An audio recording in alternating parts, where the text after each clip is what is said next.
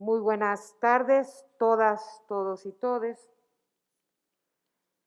Derivado de la investigación realizada por esta Comisión de Derechos Humanos de la Ciudad de México, no existe evidencia que confirme los hechos como fueron denunciados en la queja que constituyan violaciones concretas hacia el derecho de las niñas, niños y adolescentes del CAIS San Bernabé a vivir una vida libre de violencia. Sin embargo,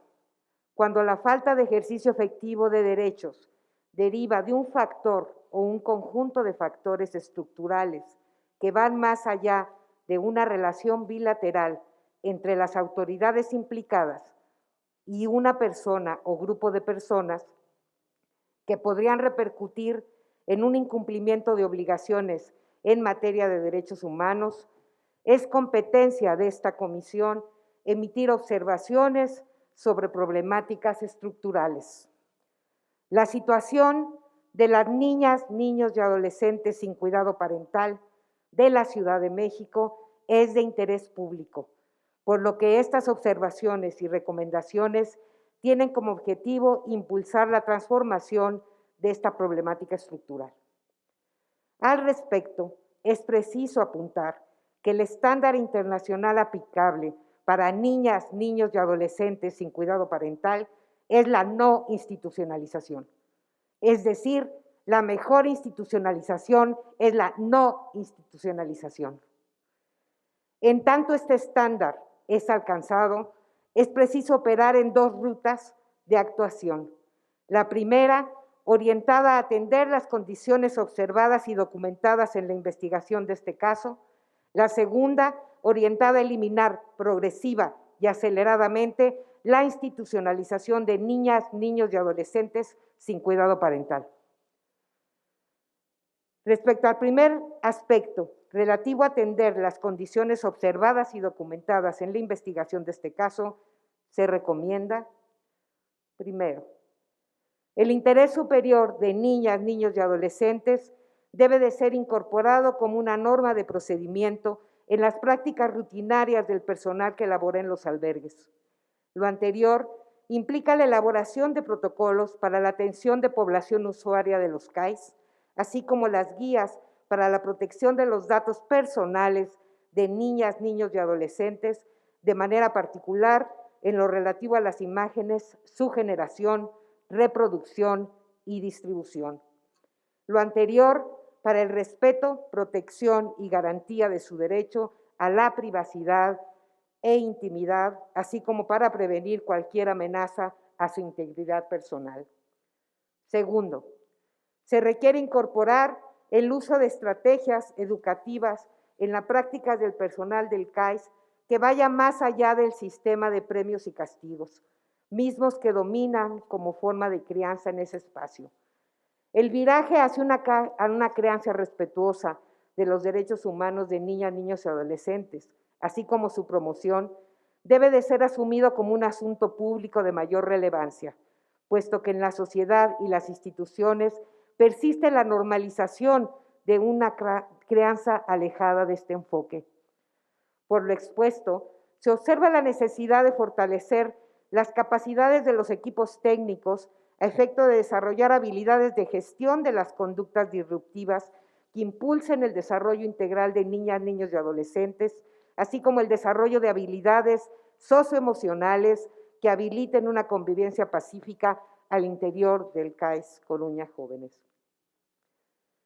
El personal a cargo de los cuidados debe de contar con las guías y protocolos necesarios para aplicar técnicas que anticipen y prevengan estados de crisis de las personas.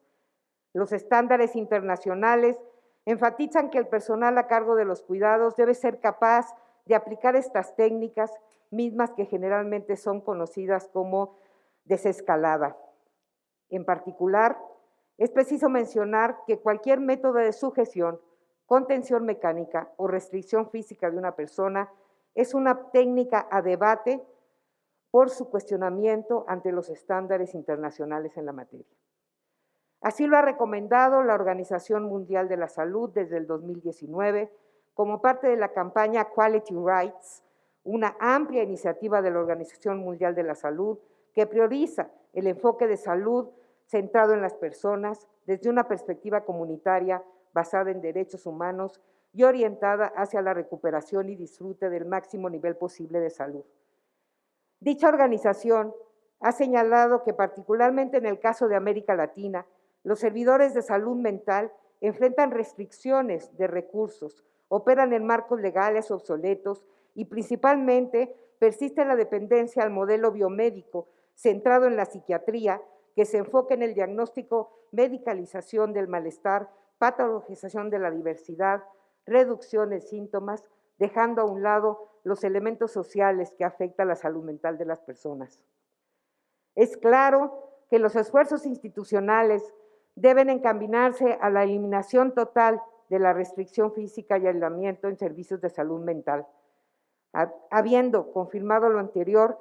contar con un protocolo institucional sobre estos mecanismos parece un paso previo y necesario en el estadio actual que responde a los contextos de países en los que siguen persistiendo estas prácticas, como es el nuestro.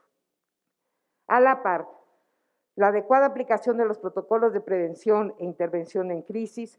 que evitan el uso de la restricción dependen en gran medida de la capacitación del personal para reconocer la situación de crisis y manejarla. Por lo anterior, se debe considerar la creación de protocolos institucionales que sirvan para proteger y respetar la seguridad y la dignidad de las personas que son sometidas a dichas medidas. Asimismo, se recomienda enfáticamente una inmediata capacitación del personal al respecto. Cuarto, de manera obligada es necesaria la eliminación de la aproximación patologizante respecto a la salud mental en general y de las niñas y niños y adolescentes en particular, así como también se requiere de la subordinación del enfoque médico al modelo social de la discapacidad y a los principios rectores y derechos de niñas, niños y adolescentes. Por ello, se requiere implementar medidas necesarias para eliminar las prácticas médicas y de personal de salud mental que son incompatibles con el enfoque diferencial de derechos humanos. Es preciso insistir que en atención especializada con enfoque diferencial de la discapacidad no debe de confundirse con medidas que les segreguen, sino que los incluyan en la sociedad para participar en ella. Quinto, se observa necesario motivar la modificación de la legislación local. Esto es así, puesto que la Ley General